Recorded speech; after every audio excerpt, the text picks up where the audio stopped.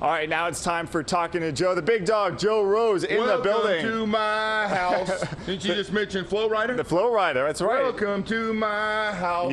How many cups of coffee have you had already? You're already I'm at about 30 to 40 ounces right now. 30 I got to here 40. early. Okay. Matt Taylor was downstairs drinking coffee with me. Pouring them out for you. Breakfast down here is great now. All right, well, you're excited. The player's about to have a big cup of coffee right here to get on the field. As a player, what's his first day like? Well, I think you're a little nervous. The young guys especially, they got a lot of new faces. Their draft class, rookie free agents trying to make the team. They know they got a lot of work, need to make every one of their snaps count in practice. Veterans understand it's about getting to the playoffs, want to get better off their 10-win season a year ago. So I think everybody's motivated, but bottom line is put the best team out here. That's Adam Gase has just done a great job. First of all, hey, let me start with this one with Adam Gase. Yeah. We haven't had any problems in the offseason. 5-6 weeks, none of the Dallas stuff. He runs a tight ship. I just think it says a lot about the head coach. Now, speaking of him, I mean, he comes in here year one, 10-6 season, playoff berth, first since 2008. He says he still has things to improve upon, like watching game film. He says, I could be a better play caller. What do you see that he can probably improve upon? Well, he's really tough on himself because I talked to him after the game, especially on the flights home, and he likes to come up and he's always second-guessing himself. I was a pig. I shouldn't have gone for the deep play. I knew we had the first down out in the flats.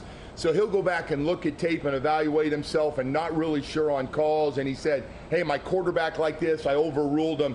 So I think he's getting more trust and more confidence and more experience because he's not just calling the plays, he's a head coach. Right. I think we're also going to see Adam Gase spending more time on the defensive side of the ball, helping them out as an offensive coach, things that work against his offense and those type of things for Matt Burke, who gets ready for his first year as defensive coordinator. We're going to talk about the defense at 6 o'clock, but sticking on offense, Ryan Tannehill, of course, it looks like he's going to be healthy and ready to go for camp. But I think fans saw last year how important Ryan Tannehill is to this team. What do you see from him and how important he is for this roster to make the playoffs again? I think this is a huge year for Ryan Tannehill. You know, he's got a quarterback coach and a head coach, a guy that understands quarterbacks.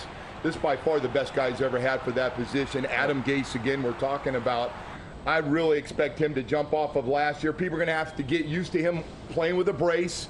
But he's made it clear to everybody, it's not going to affect me. I'm going to do all the same things, roll outside the pocket, drop back. If I can run, I'll run. I got to be smart about it. Right. But I'm really expecting with the weapons he has, those three guys on the outside, he should have a monster season. It's about staying healthy and getting pass protection. Okay, we'll see how he moves around in that brace. Once again, camp starts about 8:30, 8:45 this morning. You're going to be here all morning. I'll be here all day. You're sweating over all day. Here I'll be sweating with you. Let's go get a cup of coffee first. Guys, back to you. Man, you have such a beautiful voice, Joe. Thank you so much, Mike and Joe. And a reminder, make sure to join us tonight for the season premiere of Camp Dolphins. Our nightly wrap-up of training camp begins tonight, right after the late news.